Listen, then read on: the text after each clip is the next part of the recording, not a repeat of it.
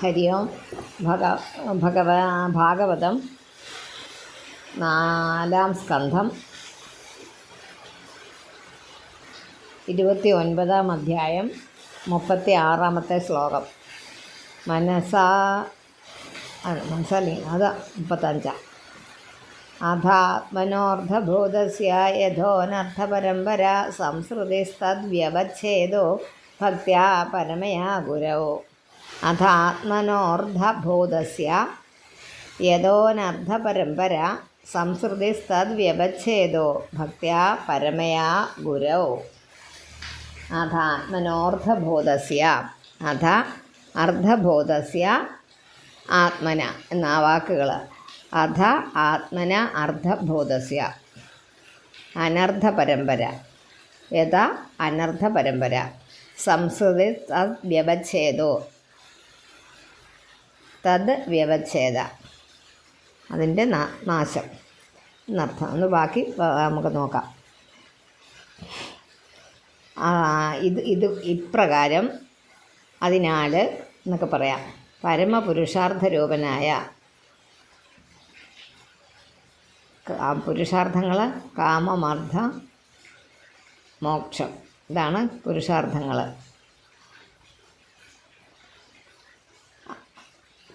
ആത്മാവിന്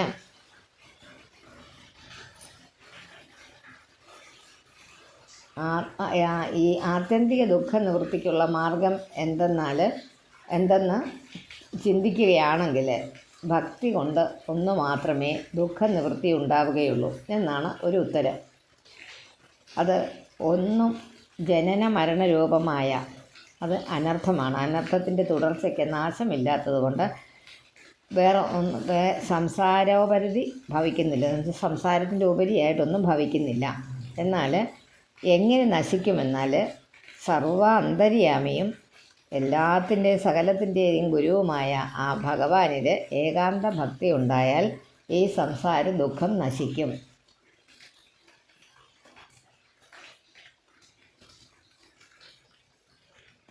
എന്നാണ് അതിൻ്റെ ഒരു പൊരുൾ.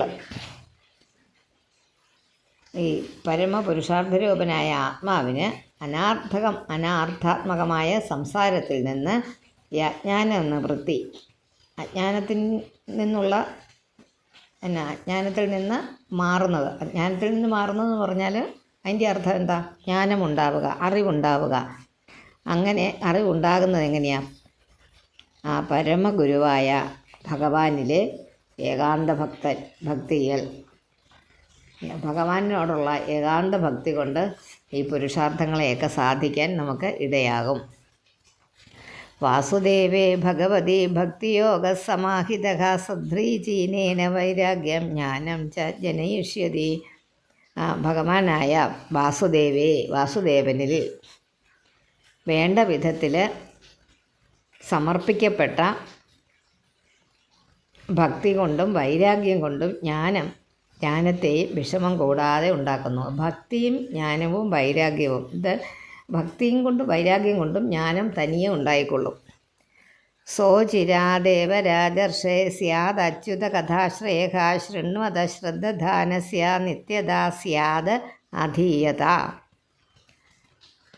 അല്ലയോ രാജർഷേ, പ്രാചീന ബർഹിസിനോട് പറയുകയാണ്, ശ്രദ്ധയുള്ളവനും ഭഗവത് ലീലകൾ കേൾക്കാൻ അതുപോലെ തന്നെ അത് പഠിക്കാൻ ഒക്കെ ആഗ്രഹിക്കുന്ന ഒരു വ്യക്തിക്ക് ആ ഭക്തി അദ്ദേഹത്തിൻ്റെ അദ്ദേഹത്തിൻ്റെ ആ രീതിയെ, ഏത് രീതിയിലാണോ സമീപിക്കുന്ന ആ രീതിയെ ആശ്രയിച്ച് പെട്ടെന്ന് ലഭിക്കുന്നു. ഓരോരുത്തർക്ക് പെട്ടെന്ന് ലഭിക്കും, ചിലർക്ക് സാവധാനമേ ലഭിക്കുകയുള്ളൂ.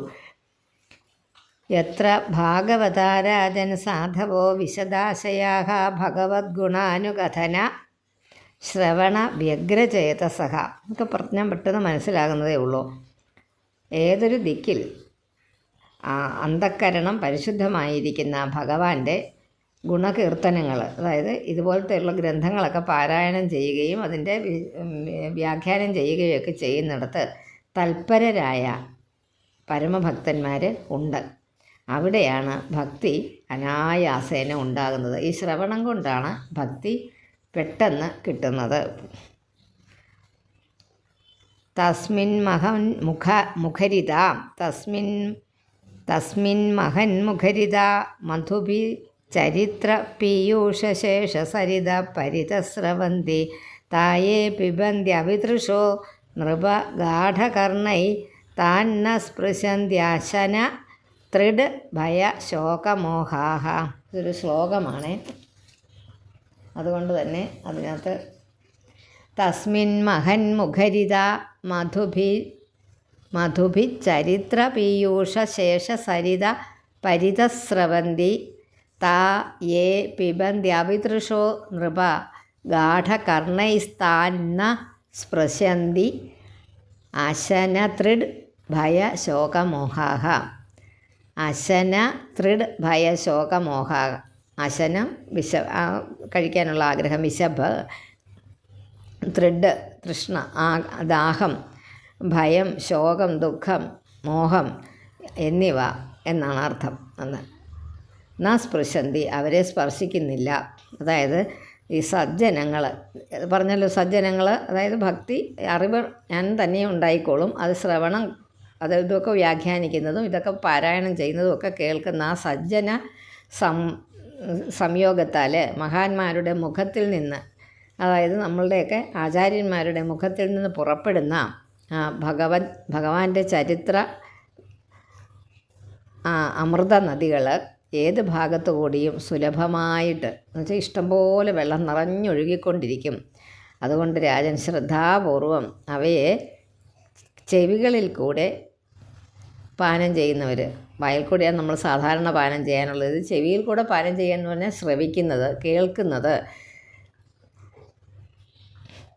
കേൾക്കുന്ന അവരെ വിശപ്പ്, ദാഹം, ഭയം, ശോകം, മോഹം എന്ന ഈ ഒരു പ്രവൃത്തി, ഈ കാര്യങ്ങളൊന്നും അവരെ ബാധിക്കുകയേ ഇല്ല. അത് ശരിയല്ലേ? നമുക്ക് ഇഷ്ടമുള്ള കാര്യം കേട്ടോണ്ടിരിക്കുമ്പോൾ എത്ര നേരം വേണമെങ്കിലും കേട്ടോണ്ടിരിക്കാൻ ഇഷ്ടമാണ് നമുക്ക്. ഇത്രയേ ഉള്ളൂ. ഏതൈരുപദ്രുതോ നിത്യം ജീവലോകാസ്വഭാവജൈ ന കരോതി ഹരേർനൂനം കഥാമൃതനിധൗരതിം. ഏതൈരുപദ്രുതോ നിത്യം ജീവലോകസ്വഭാവജൈ ന കരോതി ഹരേർനൂനം കഥാമൃതനിധൗരതിം.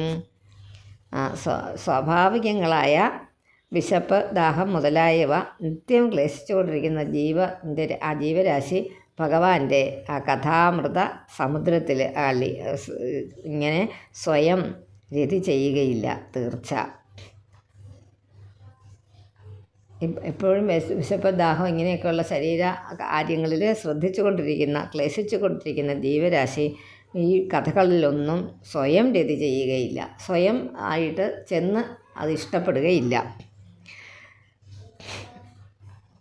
പ്രജാപതി സാക്ഷാത് ഭഗവാൻ ഗിരിശോ മനുഹോ ദക്ഷാദയ പ്രജാധ്യക്ഷ നൈഷ്ഠികാസനകാദയ. പ്രജാപതി സാക്ഷാത് ഭഗവാൻ ഗിരിശോ മനു ദക്ഷാദയ പ്രജാധ്യക്ഷ നൈഷ്ഠികാസനകാദയ. മരീചിരാത്രി അങ്കിരസൗ പുലസ്ത്യ പുലഹ ക്രതു ഭൃഗുർവസിഷ്ഠ ഇത്യേതേ മദന്ത ബ്രഹ്മവാദിനഃ. അദ്യാപി വാചസ്പതയഃ തപോവിദ്യാസമാധിഭിः. വാചസ്പതയഃ എന്നാക്കുക, എന്നിട്ട് സ വെട്ടിക്കളയുക. പശ്യന്തോപി ന പശ്യന്തി പശ്യന്തം പരമേശ്വരം. അത് നമുക്ക് മൂന്നും കൂടെ ഒന്നിച്ചാണ് പറഞ്ഞിരിക്കുന്നത്. നമുക്കത് വേറെ വേറെയാണെങ്കിലും പറഞ്ഞ് മനസ്സിലാക്കാം. ആദ്യം പതി സാക്ഷാത് ഭഗവാൻ ഗിരിശോ മനുഹോ ദക്ഷാദയ പ്രജാധ്യക്ഷ നൈഷ്ഠിക സനകാദയ. സാക്ഷാൽ പ്രജാപതിയുടെ പതിയായിട്ടുള്ള ആ ബ്രഹ്മദേവൻ, ഗിരിശഃ പ്രജ്ഞാന ആദി പരിപൂർണ സ്വരൂപനായ ശിവൻ, അതുപോലെ മനു സ്വയംഭുവ മനു, ദക്ഷൻ മുതലായ പ്രജാപതികൾ, നൈഷ്ഠിക നിത്യബ്രഹ്മചാരികളായ സനകാദികൾ മുതലായവർ, പിന്നെ മരീചി രാത്രി അംഗിരസ പുലസ്ത്യൻ പുലഹൻ ക്രതു ഭൃഗു വസിഷ്ഠൻ എന്നിവരും മദന്ത വാദിനഹ ഞാൻ വരെയുള്ള, അതായത് നാരദർ വരെയുള്ള വേദനിപുണന്മാരും വാചസ്പദേഹ വാക്കുകളെ വളരെ യുക്തികളിൽ ഓരോ നിയമമനുസരിച്ച് പ്രയോഗിക്കാൻ കഴിവുള്ളവരും വാക്കുകളെ അദ്യാപി ഇപ്പോഴും തപോ വിദ്യ സമാധി തപസ ഉപാസന സമാധി എന്നിവ കൊണ്ടും പശ്യന്താപി കാണുവാൻ പരിശ്രമിക്കുന്നു എങ്കിലും പശ്യന്തം പരമേശ്വരൻ കണ്ടുകൊണ്ടിരിക്കുന്ന സർവേശ്വരനെ ന പശ്യതി സാക്ഷാത് ആ ഭഗവാനായിട്ട് ആരും കാണുന്നില്ല. ഇവരൊക്കെ പറയുന്നുണ്ടെങ്കിലും ശരിക്കും ഭഗവാനെ കാണാനായിട്ട് ഇവർക്ക് ആർക്കും സാധിക്കുന്നില്ല. പരിശ്രമിക്കുന്നുണ്ട്, പക്ഷേ കാണാൻ സാധിക്കുന്നില്ല. അതായത് പ്രജാപതികളുടെ അധ്യക്ഷനായ ബ്രഹ്മദേവൻ, ജ്ഞാനം കൊണ്ട് പരിപൂർണനായ മഹാദേവൻ, പിന്നെ ദക്ഷൻ മുതലായ പ്രജാപതികൾ, പിന്നെ നമ്മുടെ സനകാദികൾ, കുഞ്ഞു കുട്ടികളായിട്ട് ബ്രഹ്മചാരികളായിട്ടുള്ള അവർ, പിന്നെ കുറേ സപ്തർഷികളുണ്ടല്ലോ, മരീചി, അത്രി, അങ്കിരസ്, പുലസ്ത്യൻ, പുലഹൻ, ഭൃഗു, ക്രതു, വസിഷ്ഠൻ, അതുപോലെ നാരദർ, ഇതുപോലെ വേദങ്ങളിൽ വളരെയധികം പ്രാവീണ്യമുള്ളവർ, അതുപോലെ തന്നെ യുക്തിപൂർവം ഓരോ കാര്യങ്ങൾ പറയുമ്പോൾ യുക്തിപൂർവം അതിനെ കുറിച്ച് വാദിക്കാൻ സമർത്ഥരായ ഒരുപാട് ആചാര്യന്മാർ, അതുപോലെ തപസ്, ഉപാസന, സമാധി മുതലായ കാര്യങ്ങൾ കൊണ്ട് കാണുവാൻ പരിശ്രമിക്കുന്നുണ്ട് അവരൊക്കെ. പക്ഷേ എല്ലാവരെയും എപ്പോഴും കണ്ടുകൊണ്ടിരിക്കുന്ന ആ സാക്ഷിയായ, എല്ലാം കണ്ടുകൊണ്ടിരിക്കുന്ന സാക്ഷിയായ, എല്ലാത്തിനും സാക്ഷിയായിട്ട് ഒരു ഒരു കാര്യം നമ്മുടെ ബ്രഹ്മം നമ്മുടെ ഉള്ളിലുണ്ട്, അത് കാണുന്നില്ല, ഇന്നും കാണുന്നില്ല. നാരദ മുതലായവർ ഈശ്വര സാക്ഷാത്കാരം ഉണ്ടായവരാണ്, ഉള്ളവരുമാണ്. എങ്കിലും ആ അവസ്ഥ സിദ്ധിക്കാനായിട്ട്, ആ അവസ്ഥ കിട്ടുവാനായിട്ട് വളരെയധികം പ്രയാസമാണെന്ന് ആണ് പറഞ്ഞു വെച്ചിരിക്കുന്നത് കേട്ടോ. ഇനിയും 45. ശബ്ദബ്രഹ്മണി ദുഷ്പാരേ ചരന്ത ഉരുവിസ്തരേ മന്ത്രലിംഗൈർ വ്യവച്ഛിന്നം ഭജന്തോ ന വിദുഃപരം.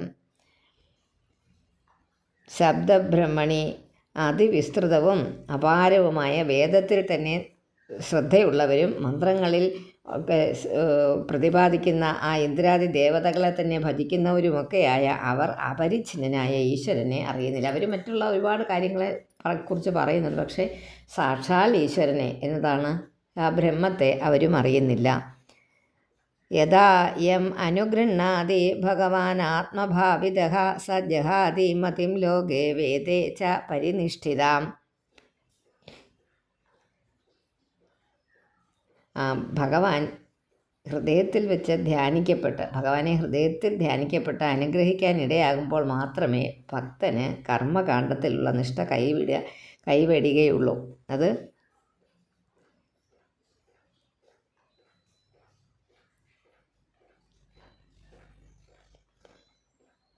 യഥാ യം അനുഗൃഹാതി ഭഗവാൻ ആത്മഭാവിതഃ സ ജഹാതി മതിം ലോകേ വേദേജ പരിനിഷ്ഠിതം. അതല്ലായിരുന്നോ നമുക്ക് പറഞ്ഞത്? ഭഗവാൻ ഹൃദയത്തിൽ വെച്ച് ധ്യാനിക്കപ്പെട്ട് അനുഗ്രഹിക്കാൻ ആകുമ്പോൾ മാത്രമേ നമ്മുടെ മനസ്സിലും നമ്മുടെ ഈ ശരീരം കൊണ്ട് നടക്കുന്ന ഭഗവാനാണെന്നുള്ള ബോധ്യം എപ്പോഴും ഉണ്ടായിക്കൊണ്ടിരിക്കുന്ന ഒരു ഭക്തന് കർമ്മകാണ്ഡത്തിനുള്ള നിഷ്ഠ വേണ്ടെന്ന് വയ്ക്കും. അവർ ഒരുപാട് കർമ്മങ്ങൾ ചെയ്യുന്ന അതായത് നമ്മളിപ്പോൾ ചെയ്തുകൊണ്ടിരിക്കുന്ന കാര്യങ്ങളായി പറയുന്നത്, ഈ സ്ഥിരമായ ക്ഷേത്ര ദർശനം, അങ്ങനത്തെ കാര്യങ്ങളൊക്കെ ഉണ്ടല്ലോ. ഒരുപാട് വഴിപാട് കഴിക്കുക, അങ്ങനെ അത് ചെയ്യുക, ഇത് ചെയ്യുക, അവിടെ പോയി അതിന് പരിഹാര മാർഗം, ഇതൊക്കെ കർമ്മങ്ങളിൽ പെട്ടതാണ് കേട്ടോ. കർമ്മകാണ്ഡമൊന്നും ഇതിനകത്തൊക്കെ ഉദ്ദേശിക്കുന്ന ആ കർമ്മങ്ങൾ. പിന്നെ നമ്മൾ അല്ലാത്ത സ്ഥിരമായിട്ട് നമ്മൾ ഓരോരുത്തർക്കും ഓരോന്ന് പറഞ്ഞിട്ടുണ്ടല്ലോ, ഓരോ കർമ്മങ്ങൾ വർണ്ണഭേദമനുസരിച്ച്, അത് സ്ത്രീധർമ്മം ഒക്കെ, അങ്ങനെ ആ ധർമ്മങ്ങൾ അനുഷ്ഠിക്കുന്ന കൂട്ടത്തിൽ കർമ്മങ്ങളും അതിനകത്ത് വന്നു വിടുമില്ലേ. ആ ധർമ്മം എന്ന് പറയുന്നത് എന്താ? ധർമ്മം എന്ന് പറയുന്ന കാര്യം എന്താ? നമ്മളായിട്ട് നിർത്തുന്നത് എന്തോ അതാണ് ധർമ്മം. ഒരു സ്ത്രീ എന്ന് പറഞ്ഞാൽ സ്ത്രീക്ക് കുറേ ധർമ്മങ്ങളുണ്ട്. സ്ത്രീ എന്ന് പറയുന്നത് പുരുഷനെന്ന് പറയുന്നത് രണ്ടാണല്ലോ. അപ്പോൾ ആ സ്ത്രീ ധർമ്മം ഇന്നതൊക്കെയാണെന്ന്. അപ്പോൾ ആ സ്ത്രീയെ സ്ത്രീ എന്നുള്ള രീതിയിൽ കാണാൻ എന്തൊക്കെ കാര്യങ്ങളുണ്ടോ ആ കാര്യങ്ങൾ അങ്ങനെ ആകേണ്ടി വരുമ്പോൾ, ധർമ്മമാകേണ്ടി വരുമ്പോൾ കർമ്മം ചെയ്യേണ്ടി വരും അല്ലേ. ഭർത്തൃ ശുശ്രൂഷ എന്ന സ്ത്രീണാം എന്ന് പലയിടത്തും പറയുന്നുണ്ട്. അപ്പോൾ ഭർത്തൃ ശുശ്രൂഷ ചെയ്യുക എന്ന് പറഞ്ഞൊരു കർമ്മമാണ്. അതെന്തിനാ? പത്നി എന്നുള്ള ധർമ്മം പാലിക്കാൻ വേണ്ടി കർമ്മം ചെയ്യണം. അപ്പോൾ ഈ കർമ്മത്തിൽ നിന്ന് വിട്ടു നിൽക്കുക എന്ന് പറയുന്നത് ഇത്തിരി ബുദ്ധിമുട്ടുള്ള കാര്യമാണ്. പക്ഷേ അതിനകത്ത് അങ്ങനെ ചെയ്യാൻ സാധിക്കുന്നവരും ഉണ്ട്. അങ്ങനെയുള്ളവർക്ക് എളുപ്പത്തിൽ, അതായത് കർമ്മങ്ങളൊക്കെ ഒരു വിധം കഴിഞ്ഞവർക്ക് അവിടെയാണ് നമ്മൾ ഈ കാര്യങ്ങളെല്ലാം പ്രതിപാദിച്ചു തുടങ്ങുന്നത്. കാരണം ഇന്നാളൊരു വിഷയം എടുത്തിട്ടായിരുന്നു, ഭക്തി എപ്പോൾ അല്ലെങ്കിൽ എപ്പോഴാണ് ഈശ്വര ഭജനം തുടങ്ങേണ്ടതെന്ന്. അത് രാജി എന്നോട് ചോദിച്ചത്. അതിനൊരു ഉത്തരം തരാമോന്ന്. അത് ചെറുപ്പത്തിലേ തുടങ്ങുക. പക്ഷേ അപ്പം നമ്മൾ പ്രത്യേകിച്ച് യാതൊന്നും ചെയ്യണ്ട. വെറുതെ ഭഗവാനെ സ്മരിക്കുക, ഭഗവാന്റെ കീർത്തനങ്ങൾ ചൊല്ലുക, കേൾക്കാൻ എവിടെയെങ്കിലും ഇതൊക്കെ കേൾക്കാനുണ്ടെങ്കിൽ പോവുക, കഴിവതും ഗ്രന്ഥങ്ങൾ വായിക്കുക, ഗ്രന്ഥങ്ങൾ പഠിച്ചെടുക്കുക. ഇതൊക്കെ ഇത് പിന്നെ കുറേ കഴിയുമ്പോൾ നമുക്കൊരു എബവ് 50 പ്രായത്തിൻ്റെ കണക്കിന് ഒരു 50 കഴിയും. 50-ന് ശേഷം ഒക്കെ നമുക്ക് കുറേശ്ശെ കൂടെ ഇതിനോട് അടുക്കാൻ പറ്റും അല്ലേ? കുറച്ചുകൂടി അടുക്കണമെങ്കിൽ ഇത് എന്തെങ്കിലും ഒന്ന് അറിഞ്ഞിരിക്കണം, അതിൻ്റെ അടിസ്ഥാനം എന്തെങ്കിലും ഒന്ന് ഉണ്ടായിരിക്കണം. അല്ലെങ്കിൽ നമുക്കിത് അടുത്താൽ നമുക്കൊരു തപ്പല, ഇത് ഇങ്ങനെയാണോ അങ്ങനെയാണോ, അപ്പം അവലാതിയായി, പരിഭ്രമമായി, പലയിടത്തും അവിടെ നോക്കുന്നു ഇവിടെ നോക്കുന്നു, അത് പറയുന്നു ഇത് പറയുന്നു. അപ്പം നമുക്ക് ആകെ ചഞ്ചലമായി നമ്മുടെ മനസ്സ്. അങ്ങനെ ആകാതിരിക്കണമെങ്കിൽ ചെറുതിലേ ഇത് കെട്ടിപ്പൊക്കി കൊണ്ടുവന്നിരിക്കണം. കുറേശ്ശെ ഉള്ളിലുണ്ടായാൽ മതി. അത് കാണിച്ചിരിക്കുകയോ ഒന്നും വേണ്ട. നമുക്ക് നമ്മുടെ സമയക്കുറവ് കൊണ്ട് സാധിച്ചില്ല എന്ന്. പക്ഷേ അത് കുറച്ച് കഴിയുമ്പോൾ നമുക്ക് ആ ഒരു സ്ഥാനത്ത് നമ്മൾ എത്തിക്കഴിയുമ്പോൾ നമുക്ക് പിന്നെ ഈ കർമ്മങ്ങളിലൊന്നും താല്പര്യമില്ലാതെയാകും. നമ്മൾ ചെയ്തുകൊണ്ടിരുന്ന ഈവൻ വായന പോലും നമുക്ക് വേണ്ട, വെറും ധ്യാനം മതി എന്നുള്ളൊരവസ്ഥയിൽ എത്തുന്ന ഒരു സമയമുണ്ട്.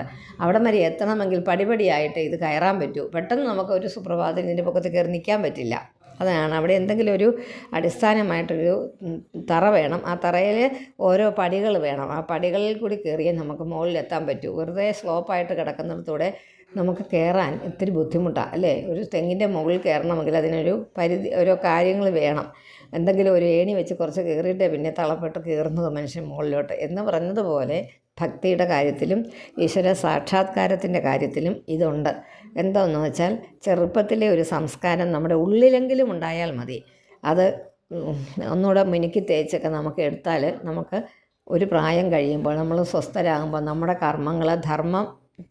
ധർമ്മം അനുസരിക്കുന്നൊരു ഭർത്താവാണെങ്കിൽ കുടുംബം പുലർത്തി അവരുടെ മക്കളുടെയൊക്കെ ഒരു വിദ്യാഭ്യാസങ്ങളും അതുപോലെ തന്നെ പുത്രിമാരുണ്ട് അവരെ വിവാഹം കഴിപ്പിച്ച് അയക്കുക എന്നുള്ള കർമ്മങ്ങൾ, അതൊക്കെ നമ്മുടെ ധർമ്മം അനുസരിച്ച് ചെയ്യേണ്ട കർമ്മങ്ങളാണ്.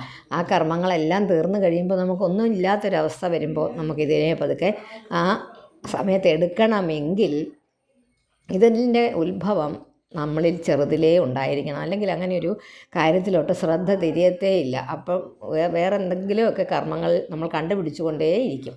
ഈ പ്രായമായി കഴിയുമ്പോൾ വേറെ കർമ്മങ്ങൾ കണ്ടുപിടിച്ചുകൊണ്ടേയിരിക്കും. ഈ ഈശ്വര സാക്ഷാത്കാരത്തിനുള്ള ചിന്ത പോവുകയില്ല.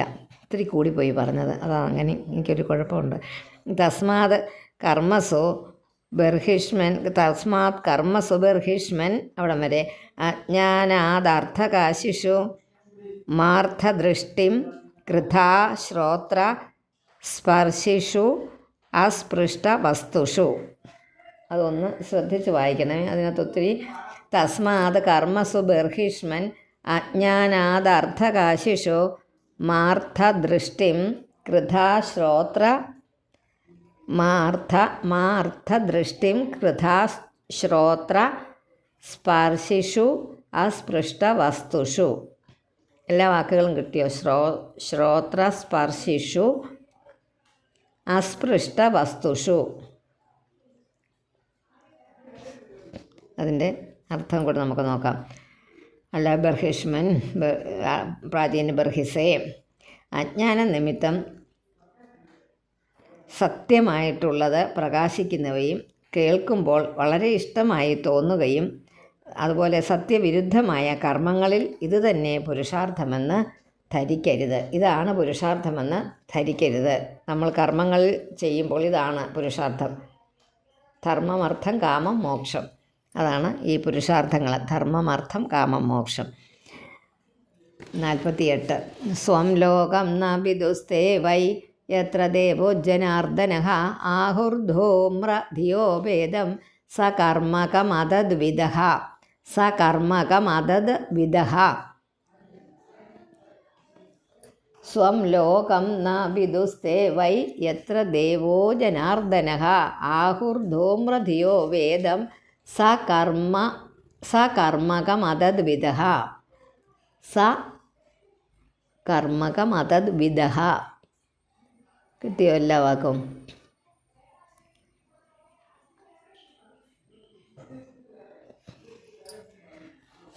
സ്വം വേദത്തെ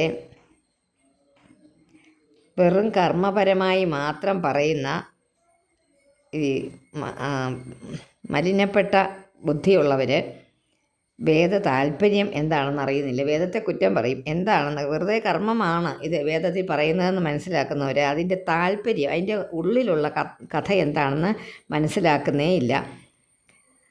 ഏതിലാണോ ഭഗവാൻ അഭേദഭാവത്തിൽ വർത്തിക്കുന്നത് ആ ആത്മതത്വമാണ് വേദ താല്പര്യമെന്നും അവരറിയുന്നില്ല. അതായത് യാതൊന്നാണോ ഭഗവാൻ അഭേദഭാവത്തിൽ ഒരു ഭേദവുമില്ലാതെ നിൽക്കുന്നുണ്ട്. ഞാനെന്നോ നീയെന്നോ പിന്നെ പെണ്ണെന്നോ ആണെന്നോ ഒന്നുമില്ലാത്ത ഒരു അവസ്ഥയിൽ ആണ്, അഭേദഭാവത്തിലാണ് ഭഗവാൻ വർത്തിക്കുന്നത്. ആ ആത്മതത്വമാണ് വേദ താല്പര്യം. അതാ ആദ്യം സത്യത്തിൽ അറിയുന്നില്ല. വേദം എന്ന് പറയുമ്പോഴത്തേനും ആളെടുത്ത് ചാടുന്നതാണ് മനുഷ്യരുടെ പ്രവൃത്തി. അതല്ല സത്യത്തിൽ വേദം ഒന്ന് മനസ്സിലാക്കിയിരിക്കണമെന്ന് ഭാഗവതകാരൻ അത് വ്യാസൻ ഇവിടെ പറഞ്ഞു വയ്ക്കുന്നു നാരദരെ കൊണ്ട്. ആ സ്വം ലോകം ന വിദുസ്തേ വൈ എത്ര ദേവോ ജനാർദ്ദനഃ ആഹുർധൂമ്രധിയോ വേദം സ കർമ്മകമതദ്വിദഃ.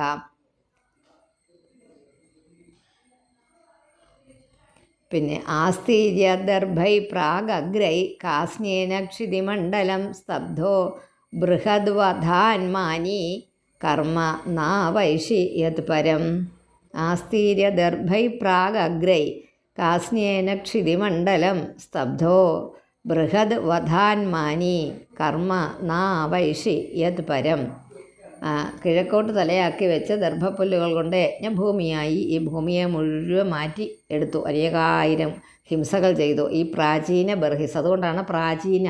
കിഴക്കോട്ട് തലയാക്കി ദർഭപ്പുല്ല് വെച്ചിട്ട് ഓരോ കർമ്മം ചെയ്യുക. ആ കർമ്മം ചെയ്ത് കഴിഞ്ഞാൽ ആ ദർഭപ്പുല്ലിൻ്റെ അറ്റത്തിൽ നിന്ന് വീണ്ടും കിഴക്കോട്ട് തിരിച്ച് ഇങ്ങനെ നടന്ന് അങ്ങ് പോകുക. ഭൂമി മുഴുവനും ഈ കർമ്മഭൂമിയാക്കി അദ്ദേഹം എപ്പോഴും ഈ കർമ്മം ചെയ്തുകൊണ്ടിരിക്കുക. ദർഭപ്പുല്ലുകൾ കൊണ്ട് യജ്ഞഭൂമിയായി ഈ ഭൂമിയെ മുഴുവൻ വിരിച്ച് അനേകായിരം ഹിംസകൾ. ഈ കർമ്മങ്ങൾ ചെയ്യുമ്പോൾ ഇതുപോലത്തെ കർമ്മങ്ങളൊക്കെ ചെയ്യുമ്പോൾ ഹിംസ വേണ്ടി വരും. ചെയ്ത് താൻ തൻ്റെ യജ്ഞാനുഷ്ഠാനം ചെയ്തവനെന്ന് അഭിമാനിക്കുന്നു. യജ്ഞാനുഷ്ഠാനം ചെയ്യണമെന്ന് എവിടെയോ പറഞ്ഞിട്ടുണ്ട്. ധർമ്മം, അർത്ഥം, കാമം, മോക്ഷത്തിനകത്ത് ആ പുരുഷാർത്ഥങ്ങളിൽ എവിടെയോ പറഞ്ഞിട്ടുണ്ട് കർമ്മം ചെയ്യണമെന്ന്. അദ്ദേഹം അതങ്ങ് വ്രതമായിട്ടെടുത്ത് ഇതിങ്ങനെ ചെയ്തുകൊണ്ടിരിക്കുക. അതുകൊണ്ട് എന്തെങ്കിലും പ്രയോജനം ഉണ്ടായോ എന്നാണ് നാരദർ ചോദിക്കുന്നതായിട്ട് വ്യാസൻ ഇവിടെ എഴുതി വച്ചിരിക്കുന്ന ഭാഗവതത്തിൽ. അപ്പോൾ അതിൻ്റെ അർത്ഥം എന്താ? നമ്മൾ വെറുതെ സാധാരണക്കാർക്ക് വിചാരിച്ചാലും മനസ്സിലാകില്ലേ ഇതല്ല ചെയ്യേണ്ടത് എന്നൊരു ധ്വനി അതിലില്ലേ? പ്രാചീന ബർഹിസിനോട് ഇത്രയും വിശദമായ പുരഞ്ജനൻ്റെയും പുരഞ്ജനിയുടെയും കഥ പറഞ്ഞു കൊടുക്കുന്നതിലൊരു സത്യമില്ലേ? ഈ കർമ്മങ്ങൾ ചെയ്യുക എന്നുള്ളത് മാത്രമല്ല നമ്മൾ ചെയ്യേണ്ടതെന്നുള്ള ഒരു ഇതാണ്. അത് ആ കാലഘട്ടത്തിൻ്റെ ആവശ്യമായിരുന്നിരിക്കാം. അതുകൊണ്ടായിരിക്കാം വ്യാസനത് വളരെ ശ്രദ്ധാപൂർവം ഭാഗവതം എഴുതിയത്. ഭാഗവതം എഴുതിയതിൻ്റെ ചരിത്രം തന്നെ അറിയാം. എന്തും ചെയ്തിട്ടും എനിക്കൊരു തൃപ്തിയില്ലാത്ത അവസ്ഥ കണ്ടപ്പോൾ നാരദർ ചോദിക്കുകയായിരുന്നു വ്യാസനോട്, എന്താണ് അങ്ങയ്ക്കൊരു സന്തോഷമില്ലായിരിക്കുക? അപ്പം അദ്ദേഹം പറയുക, വ്യാസൻ പറഞ്ഞു, എനിക്കൊരു അകൃതാർത്ഥത തോന്നുന്നു, ചെയ്യേണ്ടത് എന്തോ ചെയ്തില്ലാത്ത പോലെ തോന്നുന്നു, എന്ത് ചെയ്യണം നാരദരെ എന്ന് ചോദിക്കുമ്പോൾ നാരദരെ പറയുന്നതാണ്, ഭഗവാന്റെ കഥകൾ അങ്ങ് വിസ്തരിച്ചെഴുതിയില്ല. ഒരുപാട് കാര്യങ്ങളൊക്കെ എഴുതി, വേദങ്ങൾ രസിച്ചു, മഹാഭാരതം എഴുതി, ഇതൊക്കെ ചെയ്തെങ്കിലും വേണ്ട വിധത്തിൽ ഭഗവാന്റെ ലീലകൾ, ഭഗവാന്റെ കഥകൾ കീർത്തിച്ചില്ല. അത് ചെയ്യൂ, അപ്പോൾ സന്തോഷം വരുമെന്ന് പറഞ്ഞു കൊടുത്തതിൻ്റെ പേരിലാണ് ഭാഗവതം എഴുതിയത്. അത് ശുഗനെ പഠിപ്പിച്ചു. ശുഗൻ പിന്നെ ബാക്കി കഥ നമുക്കറിയാം. അവിടെ അതെല്ലാം അതിനകത്തൊക്കെ പ്രസക്തമായ കാര്യമാണിത്. അപ്പോൾ ഈ യജ്ഞം ചെയ്യുന്നതിനോട് ആ ഒരു കാലഘട്ടത്തിൽ അത്ര ഒരു താല്പര്യമില്ലാതെ വന്നതുകൊണ്ട് വ്യാസൻ്റെ ആ സമയത്ത് ഇതിങ്ങനെ എഴുതി വച്ചിരിക്കുന്നതിനകത്ത് അത് വേദകാലഘട്ടം കഴിഞ്ഞതിന് ശേഷമാണ്. വേദ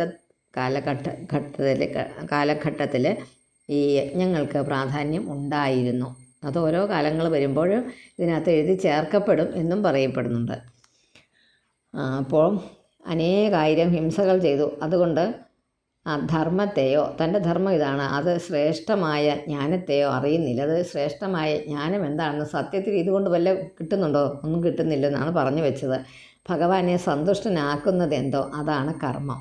അത് കർമ്മമാണ് ചെയ്യുന്നത്. ഭഗവാൻ ഇഷ്ടമായിട്ടുള്ളത് ചെയ്യുന്നതാണ് കർമ്മം.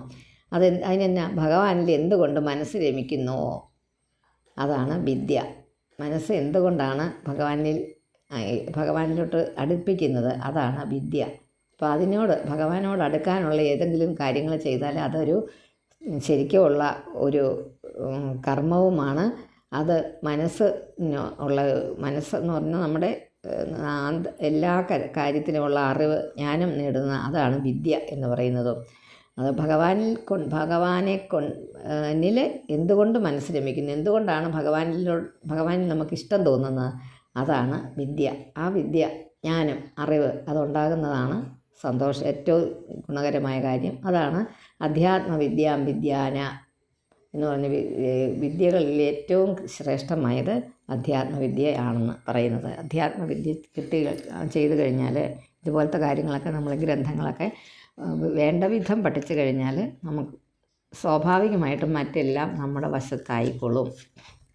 ബാക്കി സുഖം സ്വസ്ഥതയാണല്ലോ നമ്മുടെ ആവശ്യം. ഏറ്റവും വലിയ ആവശ്യം അതിനാണല്ലോ നമ്മളിതെല്ലാം ചെയ്യുന്നത്. കർമ്മങ്ങൾ ചെയ്യുന്നതും അതിനാണ് അല്ലേ. ഇത് ചെയ്ത് കഴിഞ്ഞാൽ സ്വസ്ഥമാകും, സമാധാനമാകും, സന്തോഷമാകും എന്നോർത്തിട്ടാണ് ഓരോ കർമ്മങ്ങൾ ചെയ്യുന്നത്. അതൊന്നും ഇല്ലാതെ ഇതിനകത്ത് വ്യാപൃതരായിട്ട് സന്തോഷം കിട്ടിയവർ ഒരുപാട് പേരുണ്ട്. എനിക്ക് ഒരുപാട് പേരെ അങ്ങനെയുള്ളവരെ ഒരുപാടില്ല, എന്നാലും കുറച്ച് പേരെങ്കിലും അറിയാം എനിക്ക് അതിനകത്ത് സന്തോഷം കണ്ടെത്തുന്നവർ. ഹരിർദേഹ 49 വായിച്ചല്ലോ അല്ലേ നമ്മൾ. അതിനകത്ത് 3 ശ്ലോകമുണ്ട്, ഒരെണ്ണമേ വായിച്ചുള്ളൂ ഞാൻ. 3 പാദമുണ്ട്. ആസ്തീര്യദർഭൈ പ്രാഗഗ്രൈകാസ്നേന ക്ഷിതിമണ്ഡലം സ്തബ്ധോ ബൃഹദ് വധാന്മാനി കർമ്മ നാവൈഷി യത്പരം തത്കർമ്മ ഹരിതോഷം യത് സാ വിദ്യ തന്മതിർ യയാ. ഇനി 50. ഹരിർദേഹഭൃതാമാത്മാ സ്വയം പ്രകൃതീശ്വരഃ തത്പാദമൂലം ശരണം യതക്ഷേമോ നൃണാമിഹ.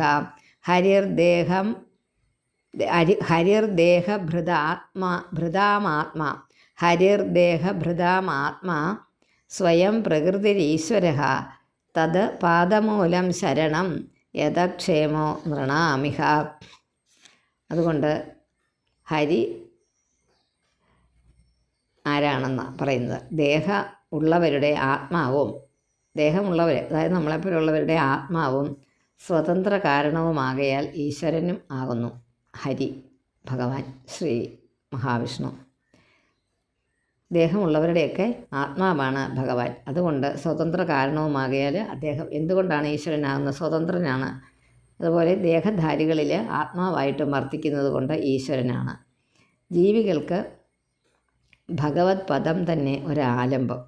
അവിടെ ശരണം പ്രാപിക്കുന്നതിലേ നമുക്ക് ഗതിയുള്ളൂ.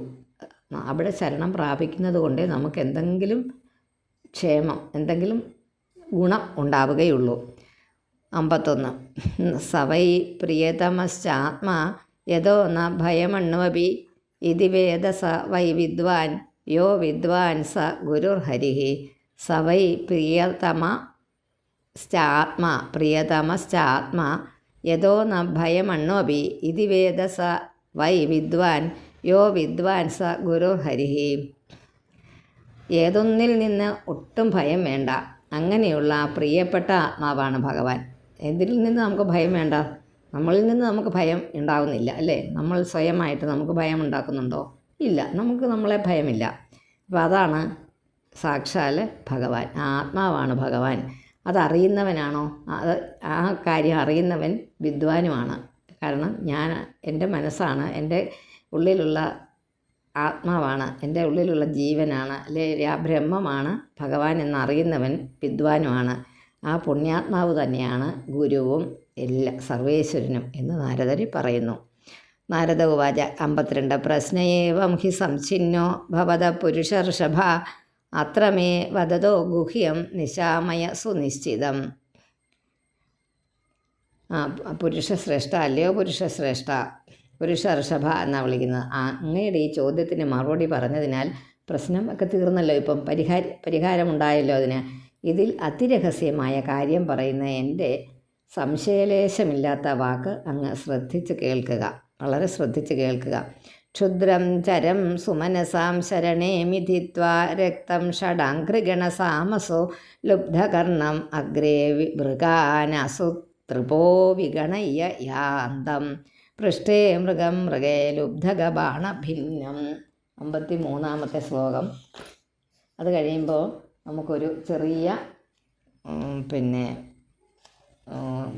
ഗദ്യം വരുന്നുണ്ട്. അതെന്തുകൊണ്ടെന്ന് മറ്റേതിന് പഞ്ചമസ്കന്ധത്തിലോട്ടുള്ള ഒരു പോക്കിന് ഒരു ചെറിയ ആദ്യത്തെ ഒരു ഡോസ് തരുന്നതാണ് നമുക്ക്. 53-ാമത്തെ നോക്കാം. ക്ഷുദ്രം ചരം സുമനസാം ശരണേ മിഥിത്വ രക്തം ഷഡാംഘ്രിഗണസാമസോ ലുബ്ധകർണം അഗ്രേ മൃഗാനസുതൃപോ വിഗണയ്യ യാന്തം പൃഷ്ഠേ മൃഗം മൃഗയ ലുബ്ധഗബാണഭിന്നം. അതായത് മനോഹരങ്ങളായ പുഷ്പങ്ങളുള്ള ഒരു പൂന്തോട്ടത്തിൽ സ്ത്രീയോടുകൂടി നിസ്സാരമായ ഭോഗങ്ങൾ അനുഭവിച്ചു കൊണ്ടിരിക്കുന്നതും അതിൽ തന്നെ വളരെയധികം ആസക്തവും ഇടയിടെ വണ്ടുകളുടെ പാട്ടുകളിൽ അത്യാസക്തിയുള്ള ചെവിയോട് കൂടിയതും അതുപോലെ മുന്നിൽ തങ്ങളുടെ പ്രാണങ്ങളെ കൊണ്ട് മാത്രം തൃപ്തി അടയുന്ന ചെന്നായ്ക്കളെ വകവയ്ക്കാതെ പോകുന്നതും അതുപോലെ പിൻവശത്ത് കാട്ടാളൻ്റെ അമ്പുകളാൽ മുറിക്കപ്പെട്ടതുമായ ഒരു മാനിനെപ്പറ്റി നിങ്ങളൊന്ന് ഓർക്കുക. ആ ഒരു മാനിനെ, ഇങ്ങനെയുള്ളൊരു മാനിനെ പറ്റി ഓർക്കുക. എങ്ങനെയുള്ള മാന? ഒരു ഉദ്യാനത്തിൽ സ്ത്രീയോടുകൂടി അനുഭവിച്ചു കൊണ്ടിരിക്കുന്നതും അതുപോലെ ആസക്തവും ഇടയിലെ വണ്ടുകളുടെ പാട്ടുകളിൽ ആസക്തിയുള്ള കർണങ്ങളോട് കൂടിയതും. അപ്പം വണ്ടുകളുടെ പാട്ടുകളൊക്കെ കേൾക്കുമ്പോൾ ശ്രദ്ധയോടെ ഇരിക്കുന്നതും തങ്ങളുടെ പ്രാണങ്ങളെ എന്നുവെച്ചാൽ തന്നെ തിന്നാൻ ആയിട്ട് തയ്യാറായി നിൽക്കുന്ന ആ ചെന്നായ്ക്കളിങ്ങനെ ചുറ്റും നിൽപ്പുണ്ട് ഈ മാനിൻ്റെ. അങ്ങനെ അതിനെ ഒന്നും വകവയ്ക്കാതെ പോകുന്നതും അതുപോലെ പിൻവശത്ത് വേറൊരു ആളുണ്ട്, കാട്ടാളൻ. എങ്ങനെയാണ് നിൽക്കുന്നത്? ഒരു അമ്പുകൾ കൊണ്ട് മുറിക്കപ്പെട്ടതുമായ ഒരു മാൻ. അതിനെപ്പറ്റി ഒന്ന് ചിന്തിക്കൂ. നമുക്ക് അതൊന്ന് വായിക്കാം. 54.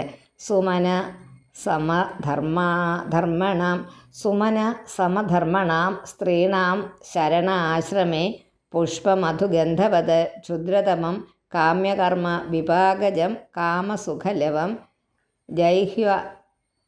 ജൈഹ്യൗപസ്ത്യാദി വിചിന്വന്തം മിഥുനീഭൂയ തദഭിനിവേശിതമനസം ഷഡാംഘ്രിഗണസാമ ഗീതവത് അതിമനോഹര വനിതാദി ജനാലാവേഷു അതിതരാമതി പ്രലോഭിത കർണമഗ്രേ മൃഗയൂഥവദാത്മന ആയുർഹരത